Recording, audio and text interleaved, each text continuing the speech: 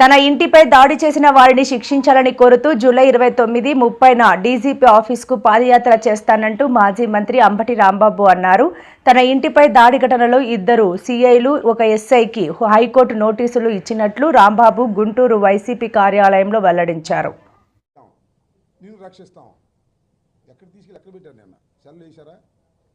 అంబటి రాంబాబుని, మాజీ మంత్రిని, ఒక పొలిటీషియన్ని తీసుకెళ్ళి వంశీధర్ అనే వ్యక్తి లాకప్లో వేశాడు. నన్ను లాకప్లో 7 years బిలో ఉన్న కేసులో లాకప్లో వేసి 24 గంటలు అట్టిపెట్టారు. నన్ను నాగరాజు వేశారు లాకప్లో.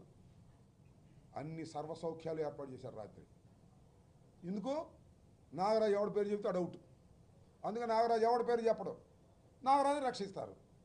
ఇది సూచిస్తున్న వ్యవహారం. ఈ సిట్ అనేది special investigation team, the IPS officers టోటల్గా సాయి కృష్ణ యొక్క దారుణ హత్య, లాకప్ డెత్ని తుడిచేసింది. నేను ఒకటి చెప్తున్నా, చాలా బాధతో చెప్తున్నా.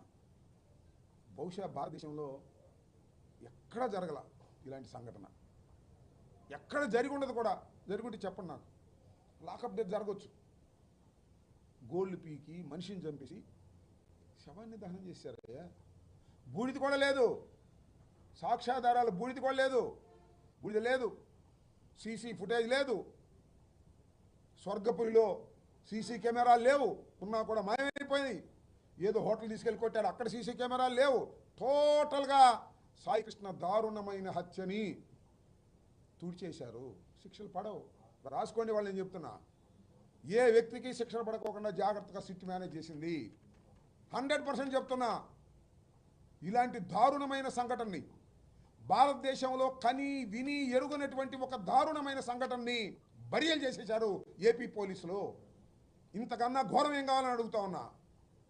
1000 మంది రౌడీలైనా కూడా శిక్షించవచ్చు, కానీ పోలీసులు ఈ విధంగా చేయటాన్ని మాత్రం సహించడానికి వీలేదు. ఇది సమాజంలో చాలా పెద్ద ప్రమాదకరమైనటువంటి అంశం. రక్షించవలసిన వాళ్ళే భక్షిస్తున్నారు, భక్షించిన సాక్ష్యాధారాలు లేకోకుండా తుడిచేస్తున్నారు. వ్యవస్థకి పనికిరాదు. పోలీసులకి ప్రజల్ని కాపాడలేడు, చంపేసి బరేలు చేసేస్తారు. నాలాంటి పెద్ద నాయకుడు అనుకో, నా గవర్నమెంట్ వచ్చింది అనుకో, నాకు కోపం ఉంటే నిమ్మకాయలు రాజనాడు కానీ వేసేస్తారు. ఎస్పీ గారు చెబుతా వేసేస్తారు, ఆయన ప్రమోషన్ ఇస్తా, శవాన్ని తీసేసి దాచేస్తారు. ఇంకేముంటుంది అంటున్నా, ఏముంటుంది చెప్పండి. ఇలాంటి సంఘటనలను కూడా వెలుగులోకి తీసుకురావడంలో ఈ ప్రభుత్వం విఫలమైంది. హోంమంత్రి విఫలమయ్యారు, ముఖ్యమంత్రి విఫలమయ్యారు. విఫలమవటమే కాదు, ఈ సాక్ష్యాధారాలను తుడిచివేయటంతో వీళ్ళందరూ కూడా పాల్గొంటున్నారు. ఎంత దారుణం అండి. నేను అడుగుతున్న పవన్ కళ్యాణ్ గారిని, ప్లీజ్, సమాజం గురించి చాలా గొప్పగా మీరు మాట్లాడతారు కదా, ఏమన్నా ఇంత దారుణమైన సంఘటన జరిగితే నాగరాజు జిందాబాద్ అంటారండి పవన్ కళ్యాణ్ గారు. నాగరాజు జిందాబాద్ అంటున్నారు లేదు మీరు. మేము మీ కోపం ఏంటి మా మీద? మేము సాయి కృష్ణ సపోర్ట్ చేసామనేగా. ఎందుకు సపోర్ట్ చేసాము సార్? మేము సాయి కృష్ణ చనిపోయాడు కాబట్టి సపోర్ట్ చేసాము. ఒక క్రిమినల్ చనిపోతే నా మీద రుద్దుతారా అంటున్నారు. క్రిమినల్ చనిపోలేదు సార్, 2 గ్యాంగ్ వార్లో కొట్టుకుని ఆ క్రిమినల్ చనిపోతే పట్టించుకోం. పోలీస్ వ్యవస్థ క్రిమినల్ చంపేసింది సార్, అందుకు పట్టించుకున్నాం సార్. మేము అందుకు పట్టించుకుంటే మేము ఈయన పట్టించుకున్నాం కాబట్టి మీరు నాగరాజుని పట్టించుకుంటారా? జిందాబాద్ నాగరాజు అంటారా? చెప్పండి. నేను అడుగుతా ఉన్నా పవన్ కళ్యాణ్ గారు, మీరు ఒక మెట్టు దిగండి, విశాలంగా ఆలోచించండి. నేరో మైండెడ్గా సంకుచిత దృక్పథంతో దయచేసి ఆలోచించకండి.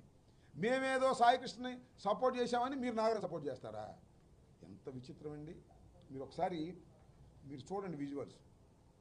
సాయి కృష్ణ తల్లి గారిని పరామర్శించడానికి వెళ్ళారు విజయలక్ష్మి గారిని. ఎవరు వెళ్ళారు? ఉదయభాన్ వెళ్ళాడు. ఉదయభాన్ అమ్మట కొంత బ్యాచ్ వెళ్ళింది, మొత్తం జనసేన బ్యాచ్. అక్కడ పలకరించారు, పవన్ కళ్యాణ్ గారు పంపించారమ్మా అని చెప్పారు. శభాష్, ఓకే. కట్ చేస్తే ఉదయభాన్ మినహా మిగతా బ్యాచ్ అంతా నాగరాజు జిందాబాద్. అక్కడ నాగరాజు ఇంటికాడ ఇదే batch. Are you feeling shame? Pawan Kalyan garu, are you not feeling shame? ఇక్కడేమో విజయలక్ష్మి గారి కన్నీళ్లు తోడడానికి వస్తారు, అక్కడేమో సాయి కృష్ణ నాగరాజు జిందాబాద్, నాగరాజు వీరుడు, నాగరాజు అనేవాడు గొప్పవాడు అని చెప్తారు. చెప్పండి సార్ సమాధానం. మీరు చెప్పరులే, ఆ దుర్గేష్ని చెప్పనండి. ఏంటి అన్యాయం? ఇంత దారుణంగా మీరు వ్యవహరిస్తున్నారంటే ఎక్కడికి పోతున్నారు? పట్టుదలగా పోయి తప్పులు చేసుకుంటున్నారు. మీ మీద ప్రజలకు వేరే అభిప్రాయం ఉంది మొన్నటిదాకా. ఏదో వీరుడు సూర్యుడు న్యాయం కోసం పోరాడతాడు. న్యాయం కోసం పోరాడరు. అన్యాయం వెంట ఉండి, నాగరాజు వెంట ఉండి మీరు పోరాడుతున్నారు. ఇది చాలా దారుణం. క్రిమినల్ని మేము సపోర్ట్ చేయటం, క్రిమినల్ని శిక్షించమనే మేము కోరిక. క్రిమినల్ని చంపమాకండి సార్ అంటున్నా. దోమ చంపేయడానికి, బొద్దింక చంపేయడానికి, ఎలుక చంపేయడానికి, మేక కోసేయడానికి ఒక ప్రాణం. Though is a criminal. ఇంత దుర్మార్గంగా మీరు వ్యవహరిస్తున్నారు. ఇది దారుణమైనటువంటి అంశం. పవన్ కళ్యాణ్ గారు ఆత్మవిమర్శ చేసుకోండి.